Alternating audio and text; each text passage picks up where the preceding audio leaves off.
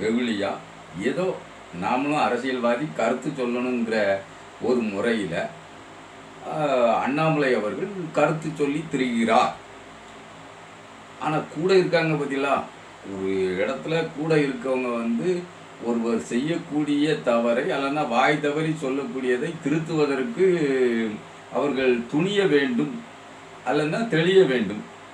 எல்லாருமே போதையில் தான் இருப்பாங்களா என்னன்னு தெரியல. அப்படி இருப்பதற்கு வாய்ப்பு இருக்கா அப்படிங்கிறது நமக்கு தெரியலைல்ல. ஏன்னா அண்ணாமலை தான் அந்த இதில் இருக்கலாம். ஏன்னா அவருக்கு மன அழுத்தம் அதிகம்தான். ஏன்னா ஒரு வகையாக அவர் பேசி பேசி கூட்டணியை முடித்து கொண்டார். அதிமுகவுடைய கூட்டணி முடிவதற்கு முழு முதற் காரணமே அண்ணாமலை தான். அது மேலிடத்தில் அவர் மீது ஒரு விதமான கோபம் இருக்கிறது. அதற்காக அவரை மாற்றிவிட மாட்டார்கள், அது நிச்சயமான விஷயம்தான். ஆனால் மாற்றினார்கள் என்றால் அதிமுக கூட்டணிக்கு உறுதியாகிவிட்டது என்றுதான் பொருள். ஏன்னா அதிமுக கூட்டணியில் இருந்து அதிமுக தான் விலகி இருக்கிறதே தவிர பாஜக விலகவில்லை. அப்படி இருக்கும்போது அதனால நிச்சயமாக அதிமுக கூட்டணி தேவை என்றால் அண்ணாமலையை கொஞ்சம் சற்று தள்ளி இருப்பிள்ளாய் அப்படின்னு மாற்றி அமைச்சு வேற ஒரு தலைவரை கொண்டு வரக்கூடலாம். அதற்கும் வாய்ப்பு இருக்குது. அப்படி இல்லைன்னு நம்ம சொல்ல முடியாது. ஆனால் இப்போதைக்கு அந்த மாதிரியான நிலவரம் ஒன்றும் தெரியலை. இவர் வாய்க்கு வந்ததை நம்ம அண்ணாமலை பேசிக்கிட்டு இருக்காரு. ஒரு பேட்டின்னு பார்க்காம முந்தா நாள் சட்டசபையில் நடந்த விஷயத்தை பேசும்போது ஆளுநர் வெளிநடப்பு பண்ணிட்டார். அவருக்கு அவர் பேசுவது தான் மரபு, ஆமாம் அவர் நினைப்பது தான் சட்டம் திட்டம் எல்லாமே ஆளுநர் அப்படித்தான் நினைத்து கொண்டிருக்கிறார். அரசை செயல்பட விடாமல் ஆக்கிவிட வேண்டும் என்பது ஆளுநருடைய முழு முதற் எண்ணம். அது மேலிடத்தில் இருந்து அவருக்கு இடப்பட்ட கட்டளை. அதன் வழிதான் ஆளுநர் நடந்து கொண்டிருக்கிறார். அதை மரபு மீறல் இல்லை அப்படின்னு தூக்கி பிடிச்சிக்கிட்டு இருக்கிறது சங்கிகள் தூக்கி பிடிச்சிக்கிட்டு இருப்பாங்க. வானதி அக்கா போன்ற சங்கிகள், மற்றபடி நம்ம நயனா நாகேந்திரன் போன்ற சங்கிகள் தூக்கி பிடிச்சிருப்பாங்க. இப்போ நயனா நாகேந்திரன் திருநெல்வேலி தொகுதியில் பாஜக வேட்பாளராக நிற்பதற்கு தயாராகி கொண்டிருக்கிறார். ஆமாம், மக்கள் இந்த முறையில் ரொம்ப கரிசனப்பட்டு என்ன செய்யணுங்கிறத பார்த்து செய்வாங்கன்னு நமக்கு நம்பிக்கை இருக்குது. ஆனால் திருநெல்வேலி தொகுதியில் திமுக வேட்பாளராக இப்போதே எம்பி நிற்பது அத்தனை லாபம் இல்லை திமுகவுக்கு என்பதை நம்ம இந்த இடத்துல சுட்டி காட்டணும்.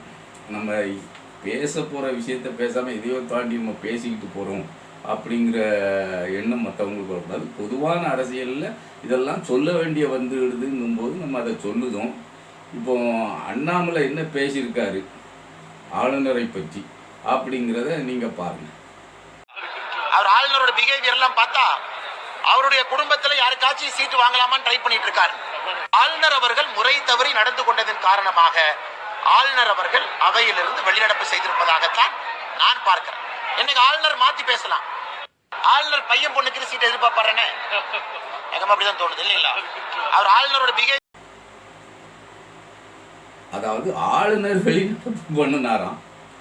இவர் பொதுவானவர் தானே ஆளுநர். ஏன் இவர் இவராகவே ஒவ்வொன்றாக செய்கிறார் அப்படின்னு யாரை சொல்றாருன்னா சபாநாயகர் அவர்களை தான் அண்ணாமலை திரும்ப திரும்ப அதை சொல்றாரு. அவருக்கு பையனுக்கோ பிள்ளைக்கோ, சபாநாயகருடைய பையனுக்கோ பிள்ளைக்கோ எம்பி சீட்டு வாங்குறதுக்கு அவர் முயற்சி பண்ணுறாரு. அதனால தான் அவர் அட்வான்ஸாக சில விஷயங்களை பேசிக்கிட்டு இருக்காரு அப்படின்ட்டு கருநாகராஜனை தொட்டு பேசுறாரு. கருநாகராஜன் ஒன்று நான் எப்பண்டா காலி பண்ணுவேன்னுட்டு அவர் காத்து கிடக்காரு. ஏன்னா ஜாதி வெறி பிடிச்சவங்க கருநாகராஜன். அண்ணாமலைக்கு எத்தனை அளவு ஜாதி வெறி இருக்கிறதோ அதை விட அதிகமாக ஜாதி வெறி பிடித்தவன் கருநாகராஜன். அது தெரியாமல் அண்ணாமலைகிட்ட ஏன்னா அவங்களுக்கு கொண்டு பிள்ளைகள் இருக்கும், அவங்களுக்கு சீட்டு வந்து காத்துக்கிட்டு இருக்காங்களா ஆளுநர் அப்படின்னு ஆளுநர் சபாநாயகர்னு பேசாமலே ஆளுநர் என்று முழுக்க முழுக்க தவறாகவே பேசுகிறார். பக்கத்திலேயே பால் கனகராஜ் அவர் எம்பி சீட்டுக்கெல்லாம் பார்த்துக்கிட்டு இருக்கலங்க. அவர் எம்பி சீட்டுனா ராஜ்யசபா எம்பி சீட்டு தந்தால் அப்படி சிறப்பாக போய் சேமமாக உட்காந்துக்கலான்னு தான் நினைப்பாரு தவிர, ஏன்னா அவர் வழக்கறிஞருக்கு படித்தவர் சும்மா போய் இங்கே மக்கள்கிட்ட ஓட்டு கேட்டு அவங்க போட மாட்டாங்க அப்படிங்கிறது அவருக்கு தெரியுமில்ல. அவர் என்ன தான் முயற்சி பண்ணாலும், என்ன தான்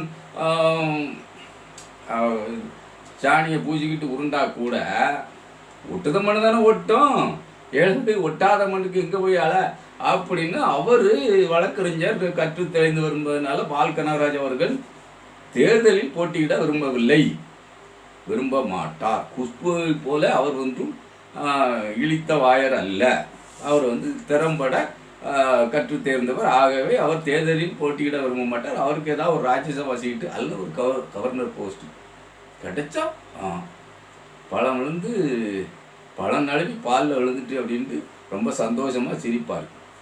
இந்த அண்ணாமலை ஐபிஎஸ் படிச்சிருக்காரு, 20,000 புத்தகம் படிச்சிருக்காரு, எல்லாமே அவர் சொன்னது தான். ஆளுநர் என்பவருக்கும் சபாநாயகர் என்பவருக்கும் வித்தியாசம் தெரியாமல் தொடர்ந்து சபாநாயகரை குறித்து பேசும்போதெல்லாம் ஆளுநர் ஆளுநர் ஆளுநர் என்றே பேசுகிறாரே. அப்போ அவருக்கு ஒன்றுமே தெரியலையா? அரிச்சுவடியே தெரியாமல் அரசியலில் கொண்டாந்து இறக்கி விட்டுட்டாங்களா? இல்லை, இப்படிப்பட்ட கோமாளிகளை தான் தமிழ்நாடு பார்த்து கொண்டிருக்கிறது. அது மட்டுமில்லை, கோமாளிகளை பார்த்து கொண்டிருப்பது மட்டுமில்லை, ஏமாளிகளாகவும் தமிழ்நாடு இருக்கிறது. ஏன்னா வேட்டியை உறிஞ்சு போட்டுட்டு பொது வெளியில் நின்று அதிமுக கட்டியிருக்க வேட்டியை உறிஞ்சு போட்டுட்டு பாரதிய ஜனதா கட்சி வேட்டியை கட்டிக்கிறான்னு ஒருத்தன் கட்டிக்கிறான்னா ஒரு மாவட்டத்தில் கட்டியிருக்கான். அப்படி ஒருத்தன் 2 பேரில் 10-15 பேர் அப்படி மாறி இருக்காங்க அதிமுகவில் இருந்து பாஜகவுக்கு. நான் தொடர்ந்து எல்லா வீடியோக்கள்லையும் சொல்லிக்கிட்டு வர்றது, அதிமுகவினர் தான் பாரதிய ஜனதாவுக்கு தாவி கொண்டிருக்கிறார்கள். நீங்கள் அந்த வாய்ப்பை கொடுக்காதீர்கள், நீங்கள் எதிர்வினை ஆற்றுங்கள், கடுமையாக முயற்சி செய்யுங்கள். நம்ம எத்தனை முறை அதிமுகவினருக்கு சங்கு வச்சு ஊதினாலும் சரி, எடப்பாடிக்கு ஏறவே ஏறாது. அவருக்கு அந்த அடித்து வச்சிருக்க கொள்ளை பணத்தை காப்பாற்ற வேண்டும். அதற்கு அமித்ஷா தயவு தேவை. அதனால் பட்டும் படாமல் அரசியல் செய்வார். ஒட்டு இல்லை உறவு இல்லைன்னு என்னதான் பேசினாலும் சரி, நிச்சயமாக அவர்கள் மறைமுக கூட்டணி அமைத்து கொள்வார்கள். நம்ம ஏற்கனவே கருத்து கணிப்பு அதிமுகவுடைய கூட்டணி வெற்றி வாய்ப்பு அப்படிங்கிற கருத்து கணிப்புன்ட்டு ஒரு 5-6 வீடியோக்கள் போட்டிருக்கோம். அந்த வீடியோக்களில் ரொம்ப தெளிவாகவே இவர்கள் எங்கெல்லாம் விட்டு கொடுப்பார்கள், தோழமை கட்சிகளுக்கு எப்படி விட்டு கொடுப்பாங்க, சரத்குமாரை எங்கே நிப்பாட்டுவார்கள். சரத்குமார் பிஜேபி கூட்டணிக்கெலாம் போக மாட்டார், அதிமுக கூட்டணியில் தான் இருப்பார். கன்னியாகுமரி தொகுதியை தான் சரத்குமார் கொடுப்பாங்க. அங்கே அப்பந்தான் பொன் ராதாகிருஷ்ணனுக்கு வாய்ப்புகள் பிரகாசப்படும் அப்படிங்கிறதுலாம் நிறைய இருக்குது. அந்த மாதிரியான பிரகாசப்படுது. அப்புறம் அது மட்டும் இல்லை, நாம் தமிழர் கட்சியில் வேட்பாளர் வெளிநாட்டில் இருந்து இறக்குமதி செய்திருக்கிறார்கள். அதெல்லாம் எதற்காக? அது வாக்குகளை எப்படி பிரிக்க வேண்டும், எந்த வாக்குகளை யாருக்கு சேர்க்க வேண்டும் என்பதெல்லாம் தெளிவாக எல்லாம் திட்டமிட்டு பாஜகவுக்கு ஆதரவாக எல்லா வேலையும் அதிமுகவே செய்து, அதிமுகவே தன்னுடைய வாக்கு வங்கியை கன்னியாகுமரியில் பாஜகவுக்கு செலுத்தும். இது மாற்றமே இல்லை. இதுதான் நடக்க போகுது. இதுதான் உண்மை. அந்த உண்மை தெரிந்து கொண்டுதான் அவர் சந்தோஷத்தில், அவன் அளவிட முடியாத சந்தோஷம் நமக்கு. அதாவது எதிர்முனையில் இருந்தால் கூட அதிமுக நமக்கு இப்படி சில வாக்கு வங்கிகளை செலுத்துவதற்கு தயாராக இருக்கிறது. தூத்துக்குடியில் டெபாசிட் இழந்து போகும், பாஜக இழந்து போகும். ஆனால் டெபாசிட் இழந்து போகாத அளவில் பாமகவை அங்கு நிறுத்தி, இது அதிமுக கூட்டணியில் பாமகவை நிறுத்தி அதிமுகவுடைய வாக்குகளை பாஜகவுக்கு செலுத்த வேண்டும் என்பது தான் அவர்களுடைய திட்டம். அதுவும் நம்ம ஏற்கனவே வீடியோவில் சொல்லியிருக்கோம். இதெல்லாம் நடக்கும் பாருங்கள். கூட்டணியில் இப்படியெல்லாம் தொகுதிகள் ஒதுக்குவார்கள். அவர்களுக்கு ஃபேவரான தொகுதிகளை அவர்கள் எடுத்துக்கொள்வார்கள். மற்றபடி எந்த தொகுதிகள் முடியாதோ அந்த தொகுதி, முடியவே முடியாதுங்கிற தொகுதிகளை அவர்கள் கூட்டணிக்கு ஒதுக்குவார்கள். அதிமுகவில் இருந்து அவர்களுடைய வாக்குகளை பாஜகவுக்கு செலுத்துவார்கள். அதெல்லாம் டெபாசிட் இழந்து போகக்கூடாது இல்லை அப்படிங்கிற முறையில் வேலைகள் நடக்கும். கோயம்புத்தூர்லேயும் அதுதான் நடக்கும். அதெல்லாம் தெரிஞ்சுதான் அண்ணாமலை அதை புரிந்து கொண்டு, அதை தெரிந்து முன்கூட்டியே தெரிந்த சந்தோஷத்தில், மிதமிஞ்சிய அந்த ஆசையில், ஆவேசத்தில், ஏன்னா கோவையில் அவர் தான் நிற்க போகிறார். அதனால் அவருக்கு அந்த ஆசை பீரிடுது. அதனால தான் அவர் என்ன பேசுதோ ஏது பேசுதோ, சபாநாயகரை பேசுவதற்கு சபாநாயகர் என்று பேச வேண்டுமா, ஆளுநர் என்று பேச வேண்டுமா என்று அறியாமல் பிதற்றுகிறார். அதற்கு ஆமாஞ்சாமி இவர் போட்டுக்கிட்டு இருக்காருன்னா யார் கருநாகராஜன் போடுறாருன்னா அது ஒரு ஜாதி வெறியன். ஆமாம், உன்னை எப்பண்டா நான் காலவாரி கீழே போடுவேன், நான் அதுக்கு பிறகு மேலே ஏறி உட்காருவேன் அப்படிங்கிறது தான் அவருடைய திட்டம். அவர் வந்து அப்பாவு என்ன குடியோ அதே குடி, அண்ணன் சொல்லுற மாதிரி அதே குடியை சேர்ந்தவர் கருநாகராஜன். சரத்குமார் கட்சியில் இருந்து மாறி இங்கே வந்தவர். அதெல்லாம் அவருக்கு எங்கெங்கே போகணுங்கிற அத்துப்படிலாம் தெரியும். காலை வாருவதற்கும் கருநாகராஜனுக்கு தெரியும். இப்படி முட்டாள்தனமாக பேசி சபாநாயகருக்கும் ஆளுநருக்கும் வித்தியாசம் தெரியாமல் பேசி கொண்டிருப்பவர்களையும் நம்பி என் தலைவன் அப்படின்னு கொடி பிடிச்சிக்கிட்டு அலைதாங்களே சங்கிகள்னு பார்க்கும்போது தான் ரொம்ப ஆச்சரியமாகவும் இருக்குது, ஐயோ ஆதங்கமாகவும் இருக்குது.